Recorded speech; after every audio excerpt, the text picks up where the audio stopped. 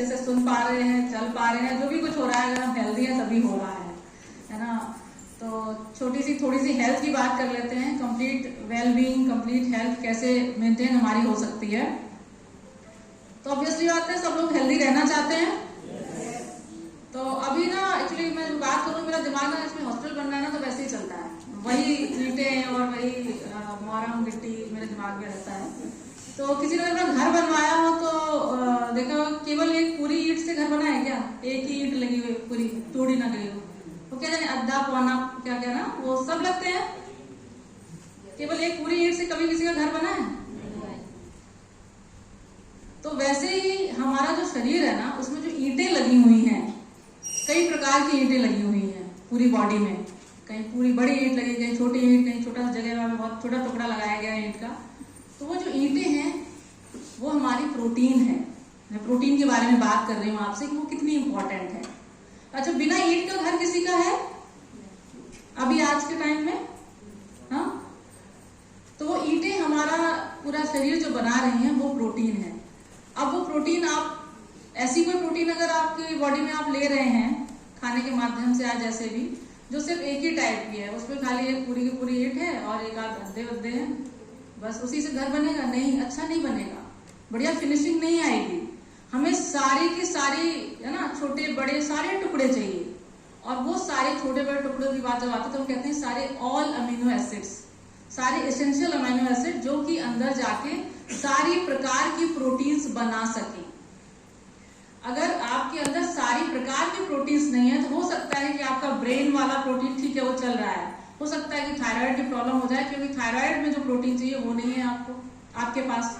और यहाँ पे एक मिथ भी क्लियर कर देती हूँ कि अगर हमें थायराइड है तो हम प्रोटीन नहीं ले सकते हैं क्योंकि उसमें सोयाबीन है। तो ये भी एकदम मतलब मिथ है। आप बिल्कुल ले सकते हैं, क्योंकि उसमें ऐसा नहीं कि पूरा सोयाबीन डाला गया है, वो प्रोटीन इस तरीके से बनाया गया है कि उसमें सारे अमीनो एसिड आपको मिले। बात सोयाबीन की नहीं है, बात है कि सारे अमीनो एसिड आपको मिले उस मात्रा में, उस तरीके से प्रोटीन को साइंटिफिकली डिजाइन करा गया है, राइट।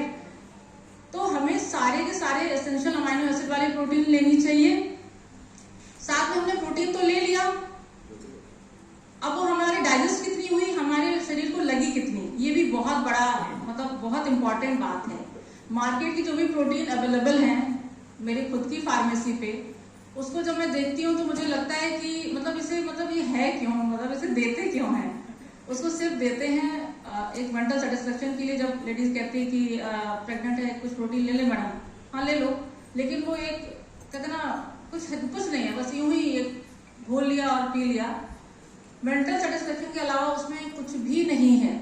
और इसी वजह से मैं जब से मुझे न्यूट्रीलाइट ऑल प्लांट प्रोटीन के बारे में पता नहीं था, मैंने कभी किसी पेशेंट को, किसी सिंगल पेशेंट को प्रोटीन एडवाइस नहीं किया था, कभी भी, नेवर। क्योंकि मुझे लगता था कि जब ये यूजलेस है तो इसे क्यों दें। लेकिन जब पता चला कि हाँ ऐसी प्रोटीन उपलब्ध है जो कि पीडिकास वैल्यू के साथ है, परफेक्ट है, जिसको लेके सच्ची में फायदे होते हैं। और फिर मैंने फायदे भी देखे, कैसे देखते हैं फायदे, कि कई पेशेंट ऐसे आए जिनको देख रहे हैं कि पैरों में स्वेलिंग हो रखी है। पैरों में स्वेलिंग क्यों होती है? प्रोटीन की जब आपकी कमी हो जाती है, हीमोग्लोबिन में भी प्रोटीन है, कम हो रहा है, तो अच्छी खासी है ना। प्रेग्नेंट लेडीज को आपने पैरों में सूजन देखी होगी, और मैंने बिल्कुल मिरेकुलस उनको ये ऑल प्लांट प्रोटीन देके अगले 10 दिन के बाद उनकी स्वेलिंग को कम होते हुए देखा है। तो ये बिलीव सिर्फ ऐसे नहीं है कि मुझे किसी ने बता दिया और मैं बोलना शुरू हो गई, मैंने प्रैक्टिकल कर करके देखा, तभी मैं आपके पास सामने ऐसे कॉन्फिडेंटली बात कर पा रही हूँ। और अगर आप प्रोटीन इस्तेमाल नहीं करते हैं तो क्या क्या हो सकता है ये भी जान लीजिए। कई बार लोग सोचते हैं कि प्रोटीन एक्स्ट्रा में ही कभी कभी लेनी चाहिए प्रेगनेंसी में, ऐसा बिल्कुल भी नहीं है। यहाँ पे बैठे हर एक इंसान को प्रोटीन की मात्रा अपनी कंप्लीट करनी चाहिए। अगर वो जितना भी उनका वजन है, आईसीएमआर कहता है कि जितना आपका वजन है उतने ग्राम प्रोटीन आपको प्रतिदिन लेनी चाहिए। अब आज आपको 60 ग्राम प्रोटीन लेनी थी, आपने 50 ग्राम प्रोटीन ली, सोचा बहुत बढ़िया खाया मैंने सवेरे से प्रोटीन और 50 ग्राम हो गई, 10 ग्राम का गैप हुआ आज। कल आपने हो सकता है कि 40 ग्राम प्रोटीन ले ली, 20, 10, 30, ऐसे करते करते करते करते सालों में आपने जो गैप क्रिएट कर दिया ना प्रोटीन का, पता नहीं कितनी सेल्स हमारी खराब हो गई, क्या क्या गड़बड़ हो गया।